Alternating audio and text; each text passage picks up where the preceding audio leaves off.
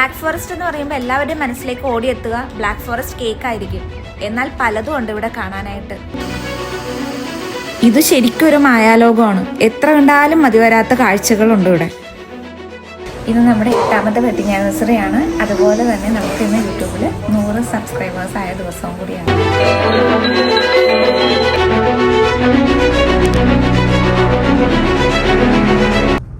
ഇന്നത്തെ നമ്മുടെ യാത്ര സ്റ്റാർട്ട് ചെയ്യുന്നത് ഇവിടെ നിന്നാണ്. ഇന്ന് നമ്മൾ ബ്ലാക്ക് ഫോറസ്റ്റ് കേക്കുകളുടെയും അതുപോലെ കുക്കു ക്ലോക്കുകളുടെയും നാടായ ബ്ലാക്ക് ഫോറസ്റ്റ് അഥവാ ജർമൻസിന്റെ ഷ്വാർട്സ്വാൽഡിലേക്കാണ് പോകുന്നത്. ഇവിടെ നിന്ന് ഏകദേശം 1.5 മണിക്കൂറോളം ഉണ്ടായിരുന്നു യാത്ര. പോകുന്ന വഴിയെല്ലാം കൃഷിയിടങ്ങളും ഫാം ഹൗസുകളൊക്കെയായിരുന്നു.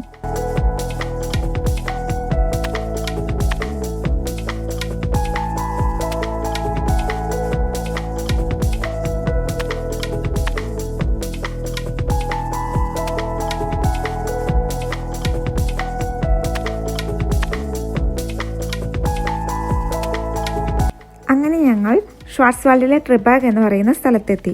അവിടെ സ്റ്റേഷനിൽ ബ്ലാക്ക് ഫോറസ്റ്റ് ട്രെയിനുകളെക്കുറിച്ചും അതുപോലെ തന്നെ പലതരത്തിലുള്ള ട്രിപ്സുകളെക്കുറിച്ചുള്ള ഡീറ്റെയിൽസ് ഒക്കെ കൊടുത്തിട്ടുണ്ടായിരുന്നു. പിന്നെ അവിടെയൊക്കെ ഒന്ന് നടന്നു കണ്ടു. അതുപോലെ തന്നെ ഇതൊരു പഴയൊരു എൻജിനാണെന്നാണ് തോന്നുന്നത്. അതൊക്കെ കണ്ടതിന് ശേഷം നമ്മൾ നമ്മുടെ അക്കോമഡേഷനിലേക്കാണ് പോയത്. ഇത്തവണ നമ്മൾ ഹോട്ടലിൽ നിന്ന് വ്യത്യസ്തമായ ഒരു ഫേരിയൻവോനിങ് അഥവാ ഒരു ഗസ്റ്റ് ഹൗസ് ആയിരുന്നു ബുക്ക് ചെയ്തിരുന്നത്. അവിടെ സെൽഫ് ചെക്ക് ഇൻ ആയിരുന്നു. അവർ ഓൾറെഡി നമുക്ക് പാസ്വേഡും ബോക്സ് നമ്പറും തന്നിട്ടുണ്ടായിരുന്നു. അപ്പോൾ പാസ്വേഡ് അടിച്ച് കീ എടുത്തിട്ട് നമ്മൾ റൂമിൻ്റെ അകത്തേക്ക് കയറി.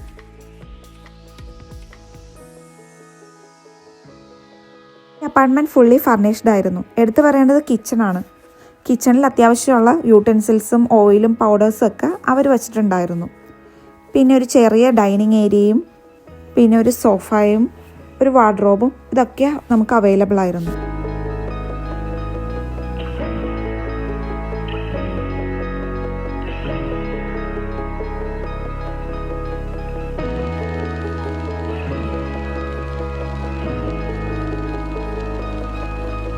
നമ്മളിന്ന് ഫ്രഷായി ഭക്ഷണമൊക്കെ കഴിച്ചിട്ട് പിന്നെ പോയത് കുക്കു ക്ലോക്കുകൾ കാണാൻ വേണ്ടിയിട്ടാണ്. ഇവിടെ മിക്ക ബിൽഡിങ്സും പണിതിരിക്കുന്നത് തടി കൊണ്ടാണ്. എന്നാൽ എന്നെ അത്ഭുതപ്പെടുത്തിയത് ഈ ബസ് സ്റ്റാൻഡാണ്. ഈ ബസ് സ്റ്റാൻഡ് പോലും അവർ പണിതിരിക്കുന്നത് തടി കൊണ്ടാണ്. പിന്നെ നമ്മൾ പോയത് ലോകത്തിലെ ഏറ്റവും വലിയ ആദ്യത്തെ കുക്കു ക്ലോക്ക് കാണുന്നതിന് വേണ്ടിയിട്ടായിരുന്നു. ഇത് സ്ഥിതി ചെയ്യുന്നത് ഉണ്ടട്ടാൽ ഷോണാഹിം ട്രിബർഗ് എന്ന് പറയുന്ന സ്ഥലത്തായിരുന്നു. ഇവിടെ നമുക്ക് €2 എൻട്രി ഫീസ് ഉണ്ടായിരുന്നു. അതിനുശേഷം അവർ നമുക്ക് അതിന്റെ മെക്കാനിസം എല്ലാം എക്സ്പ്ലെയിൻ ചെയ്തു തന്നു. 45 years ago, and he took 4 years to go through the house. And the gear, that's a gear in the little one. My father-in-law had bought the same 50 times bigger. Miniature. That's the cuckoo on the top. When it goes outside, it calls. This makes the voice. That's every 30 minutes. And this makes the voice. That's 2 different pipes. We blow air in the pipe and then it makes the voice. That's the same system in the other one. The power of the clock, the movement, it's the weight is 70 kilos. The weight will slow down and move the reels here inside in the head. The right part is for the time, all the reels, and the left side is for the cuckoo. The left side move when the cuckoo goes outside. And next for 3 o'clock you see the cuckoo outside. Okay. അതിൻ്റെ ചെറിയൊരു miniature ഫോമും കൂടി നമ്മളവിടെ കണ്ടായിരുന്നു. അപ്പോൾ ഏകദേശം സമയം 3 മണിയാകാറായിരുന്നു. പിന്നെ കുക്കു വരുന്നത് കാണുന്നതിന് വേണ്ടിയിട്ട് നമ്മൾ പുറത്തേക്ക് ഇറങ്ങി.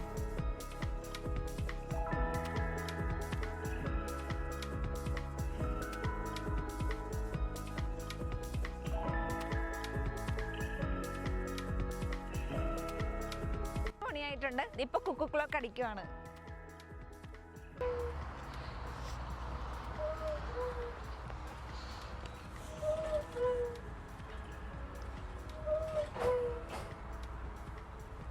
കണ്ടാ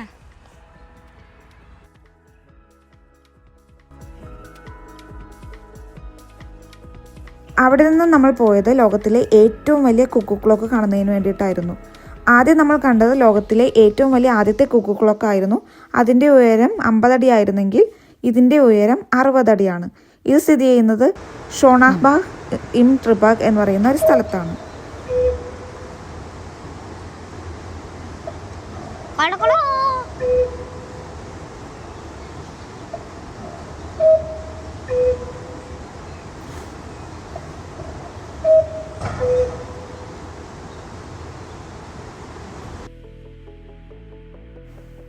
ഈ 2 കുക്കു ക്ലോക്കുകളെ കൂടാതെ മറ്റൊരു കുക്കു ക്ലോക്കും കൂടി ഇവിടെയുണ്ട്. നമ്മുടെ സൗകര്യത്തിനനുസരിച്ച് കുക്കു പുറത്തു വരുന്ന കുക്കു ക്ലോക്ക്. ഇവിടെ €1 നമ്മൾ ഇട്ടിട്ടുണ്ടെങ്കിൽ കുക്കു പുറത്തു വരികയും അതുപോലെ തന്നെ അതിന് ചുറ്റിനുമുള്ള ഫിഗേഴ്സ് ഡാൻസ് ചെയ്യുകയും ചെയ്യും.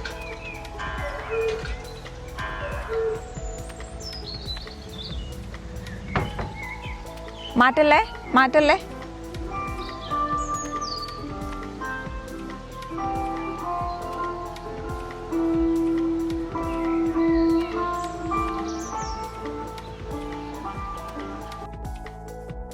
കുക്കു ക്ലോക്കുകളെല്ലാം കണ്ടതിന് ശേഷം ഞങ്ങൾ അടുത്തുള്ളൊരു ഷോപ്പിൽ കയറി സോവിനിയേഴ്സും വാങ്ങി പോയത് ഒരു ബേക്സി കാണാൻ വേണ്ടിയിട്ടാണ്. ഇതൊരു ചെറിയൊരു ലേക്കായിരുന്നു. നമുക്കതിന് ചുറ്റിനും നടക്കാനും അതുപോലെ തന്നെ കുട്ടികൾക്ക് കളിക്കാൻ വേണ്ടിയിട്ട് ഒരു ചെറിയ ഏരിയയും അവിടെ ഉണ്ടായിരുന്നു. അവിടെ നിന്ന് ഞങ്ങൾ നേരെ പോയത് ഒരു കോഫി ഹൗസിലേക്കാണ്. അവിടെ ചെന്ന ബ്ലാക്ക് ഫോറസ്റ്റ് കേക്കും കോഫിയും ഓർഡർ ചെയ്തു. ബ്ലാക്ക് ഫോറസ്റ്റ് വന്നിട്ട് ബ്ലാക്ക് ഫോറസ്റ്റ് കേക്ക് കഴിക്കാതെ എങ്ങനെയാണ് പോവുക? പിന്നെ ഞങ്ങൾ അടുത്തുള്ളൊരു സൂപ്പർ മാർക്കറ്റിൽ നിന്ന് ഡിന്നറിന് ആവശ്യമായിട്ടുള്ള അത്യാവശ്യം സാധനങ്ങളെല്ലാം വാങ്ങി രാത്രി ഡിന്നറും ഉണ്ടാക്കി കഴിച്ചു. പിറ്റേന്ന് രാവിലെ നമ്മൾ ബ്രേക്ക്ഫാസ്റ്റ് ഉണ്ടാക്കി കഴിച്ചു. അതിനുശേഷം നമ്മൾ പോയത് ടിറ്റിസയിലേക്കാണ്.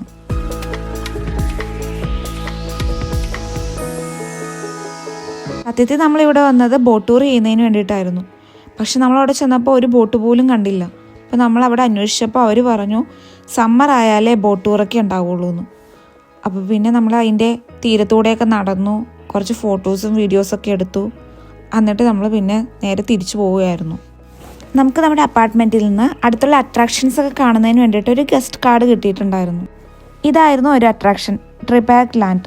ഇവിടെ ഷ്വാർട്സ്വാൽഡിലെ ഓരോ റീജിയണും അതുപോലെ തന്നെ എൻ്റർടൈൻമെൻറ്റ് പാർക്സും ഒക്കെ മിനിയേച്ചർ രൂപത്തിൽ സെറ്റ് ചെയ്ത് വെച്ചേക്കുമായിരുന്നു. പിന്നെ ഞങ്ങൾ അതെല്ലാം കറങ്ങി നടന്ന് കണ്ടു. അതുപോലെ തന്നെ ഓരോ ആർട്ടിൻ്റെയും ഫ്രണ്ടിൽ കുറച്ച് പ്രസ് ബട്ടൺസ് ഒക്കെ ഉണ്ടായിരുന്നു. നമുക്കത് പ്രസ് ചെയ്ത് ചില വെഹിക്കിൾസൊക്കെ മൂവ് ചെയ്യിപ്പിക്കാനും അതുപോലെ തന്നെ ചില ലൈറ്റിംഗ് സിസ്റ്റംസൊക്കെ ഫങ്ഷൻ ചെയ്യിപ്പിക്കാൻ പറ്റുമായിരുന്നു.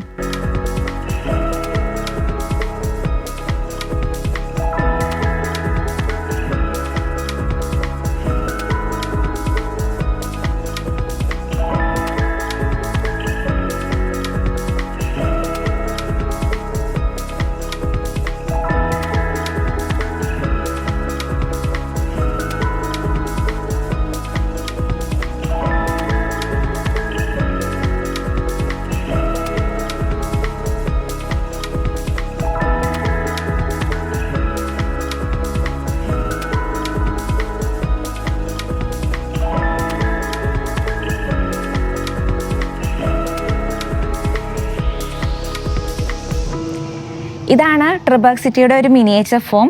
ഇതൊരു വിൻ്റർ ടൈമിലുള്ള ട്രിബർഗ് സിറ്റിയാണ്. ഇവിടെയാണ് ജർമ്മനിയിലെ ഏറ്റവും ഉയരം കൂടിയ വെള്ളച്ചാട്ടം സ്ഥിതി ചെയ്യുന്നത്.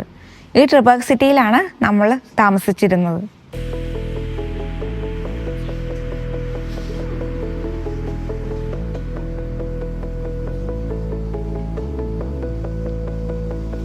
അവിടെ നിന്ന് ഞങ്ങൾ പോയത് അടുത്തൊരു അട്രാക്ഷനായ ട്രിബർഗ് ഫാൻറ്റസിയിലേക്കാണ്. ഇതാണ് ട്രിബർഗ് ഫാൻറ്റസി. അവിടെ ഒത്തിരി ഫൺ ക്രിയേച്ചേഴ്സ് ഒക്കെ ഉണ്ടായിരുന്നു. നമുക്ക് ഫോട്ടോസ് എടുക്കാനും വീഡിയോസ് എടുക്കാനും ഒക്കെ പറ്റുമായിരുന്നു. ഞങ്ങൾ ഒത്തിരി നേരം അവിടെ സ്പെൻഡ് ചെയ്തു.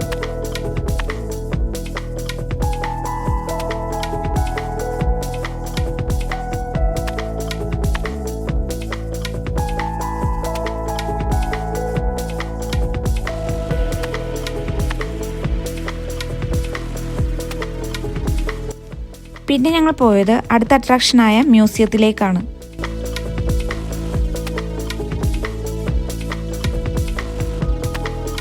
ഇവിടെ നമുക്ക് പലതരത്തിലുള്ള കുക്കു ക്ലോക്കുകളും പണ്ട് ഉപയോഗിച്ചിരുന്ന ക്ലോക്കുകളും ഇവരുടെ കോസ്റ്റ്യൂംസും അതുപോലെ തന്നെ ഇവരുടെ എക്കണോമിക് ഡെവലപ്മെൻറ്റിനെ കുറിച്ചുള്ള ക്രിയേഷൻസും ഒക്കെ കാണാമായിരുന്നു.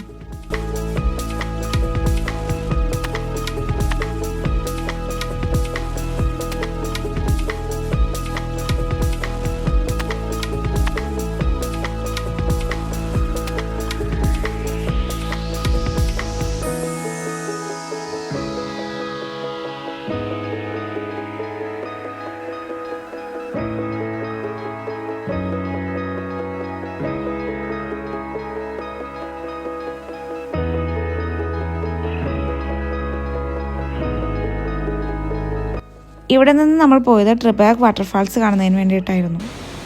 ഈ വാട്ടർഫാൾസ് ആണ് ഇവിടുത്തെ ഏറ്റവും പ്രധാന ആകർഷണം. ജർമ്മനിയിലെ ഏറ്റവും ഉയരം കൂടിയ വെള്ളച്ചാട്ടമാണിത്. പിന്നെ ക്രിസ്മസ് ടൈമിലാണെങ്കിൽ ഇവിടെ ഫയർ വർക്കും ലൈറ്റിംഗ് സിസ്റ്റം ഒക്കെ ഉണ്ടാവും.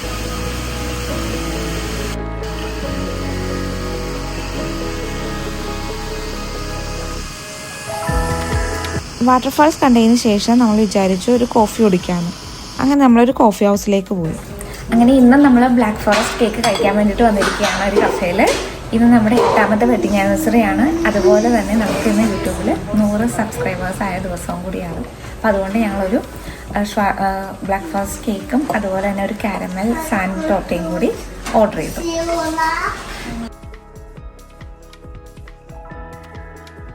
സെലിബ്രേഷൻ എല്ലാം കഴിഞ്ഞ് നമ്മൾ അപ്പാർട്ട്മെൻറ്റിൽ പോയി ഡിന്നർ ഉണ്ടാക്കി കഴിച്ചു.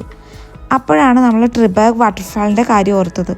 രാത്രിയിൽ ട്രിബർഗ് വാട്ടർഫാളിൽ ലൈറ്റിംഗ് സിസ്റ്റം ഉണ്ടാവും. അപ്പോൾ അത് കാണാൻ നല്ല ഭംഗിയാണെന്ന് കേട്ടിട്ടുണ്ട്. അപ്പോൾ അതൊന്ന് കണ്ടാലോ എന്ന് കരുതി നമ്മൾ രാത്രിയിൽ ട്രിബർഗ് വാട്ടർഫാളിലേക്ക് നടന്നു.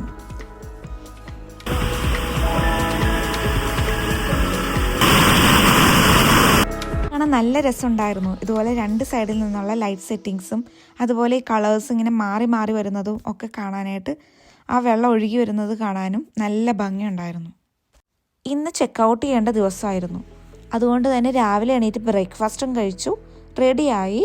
ഞങ്ങൾ കീ എടുത്ത ബോക്സിൽ തന്നെ റീപ്ലേസ് ചെയ്തു.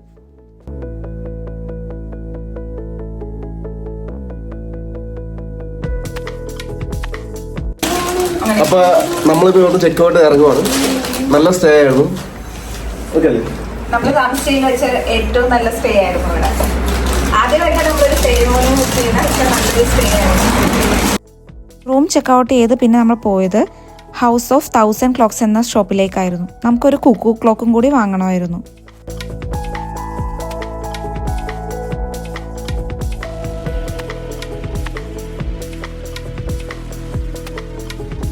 The magnificent clock world at the House of 1000 Clocks.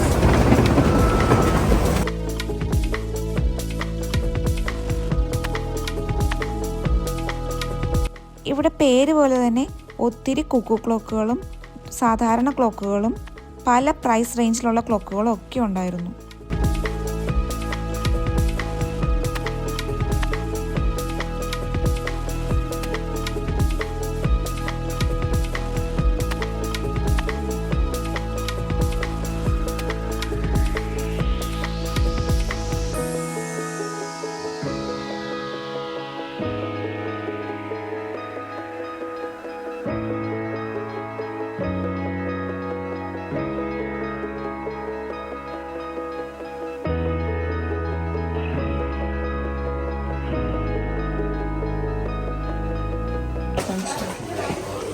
ഏറ്റവും കൂടുതൽ പൈസയുള്ള ഏറ്റവും കൂടുതൽ ഇതിനാണ് വില ഇവിടെ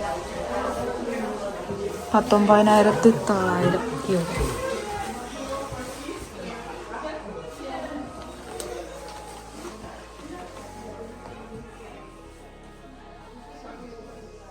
നമ്മുടെ ആ ടൈം ആ സമയത്ത് തെളിഞ്ഞു കാണും കേട്ടോ. 20 minutes past 11. ഇതായിരുന്നു നമ്മൾ വാങ്ങിയ കുക്കു ക്ലോക്ക്.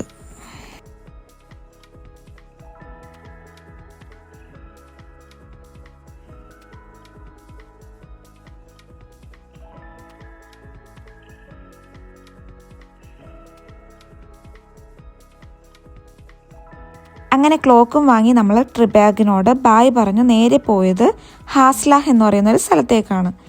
ഇവിടെ ഒരു ട്രാക്ടൻ മ്യൂസിയം ഉണ്ട്, അതായത് കോസ്റ്റ്യൂം മ്യൂസിയം. ഷ്വാസ്വാൾഡിലെ പല റീജിയൻസിൽ പണ്ട് ഉപയോഗിച്ചിരുന്ന പലതരത്തിലുള്ള കോസ്റ്റ്യൂംസിൻ്റെ ഒരു മ്യൂസിയമാണിത്. അപ്പോൾ ഇത് കാണുന്നതിന് വേണ്ടിയിട്ടാണ് നമ്മളിവിടെ പോയത്. Museum Trachten museum, Schwarzwald Trachten museum. So ഇതാണ് എൻട്രൻസ്. വാ, ഷ്വാസ്വാൾഡ് ട്രാക്ടൻ മ്യൂസിയം.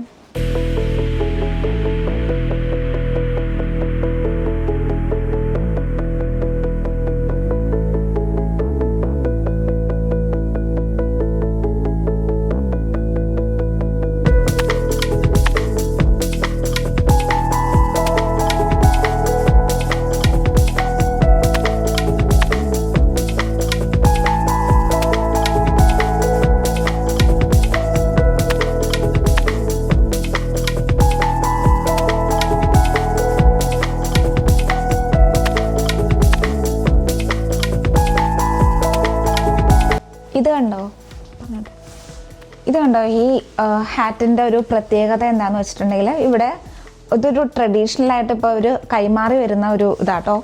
ഇത് റെഡും ഉണ്ട്, അതുപോലെ തന്നെ ബ്ലാക്കും ഉണ്ട്. കണ്ടോ, 2 രീതിയിലുണ്ട്. ഇത് ഇൻഡിക്കേറ്റ് ചെയ്യുന്നത് റെഡ് കളറിലെ ഈ ബോൾസ്, അതിന് പറയുന്നത് ബോളൻ ഹുട്ടെ എന്ന് പറയുന്നത്, എന്ന് പറയുമ്പോൾ ബോൾ ഹാറ്റ്.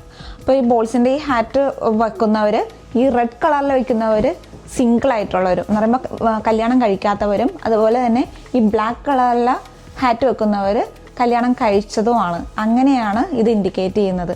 പിന്നെ ഇപ്പോൾ ഈ കോസ്റ്റ്യൂം എല്ലാം ഇവർ കൈമാറി വരുവാണെന്നാണ് പറയുന്നത്. കാരണം ഈ കോസ്റ്റ്യൂംസൊക്കെ ഭയങ്കര കോസ്റ്റ്ലി ആണ്. അതുകൊണ്ട് തന്നെ അവർ തലമുറകളോളം ഇങ്ങനെ കൈമാറി വരുന്നതാണെന്നാണ് കേൾക്കുന്നത്.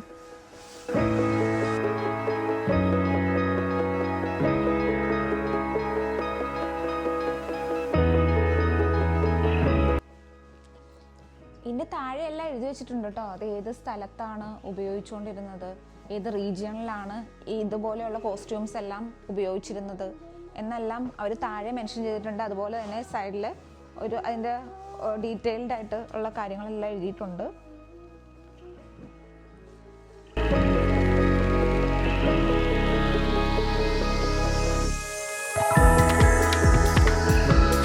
നമുക്ക് ഈ കോസ്റ്റ്യൂമൊക്കെ കാണുമ്പോൾ ഏകദേശം സെയിം പോലെ തന്നെയാണ് തോന്നുന്നത് കേട്ടോ. പക്ഷേ സൂക്ഷിച്ചു നോക്കുമ്പോൾ ചെറിയ രീതിയിൽ വ്യത്യാസങ്ങളുണ്ട്.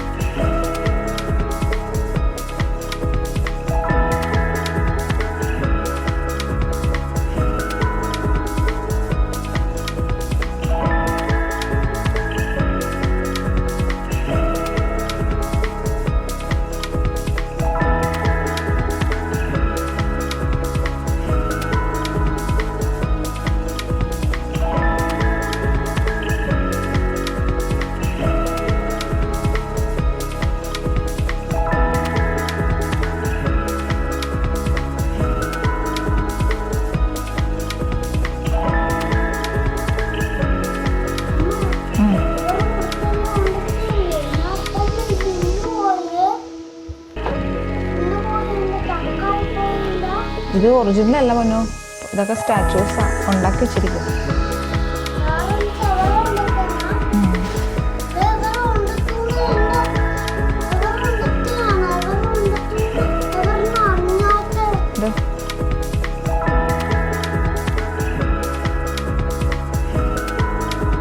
ഇതോടുകൂടി നമ്മുടെ ബ്ലാക്ക് ഫോറസ്റ്റിലെ യാത്ര അവസാനിക്കുകയാണ്.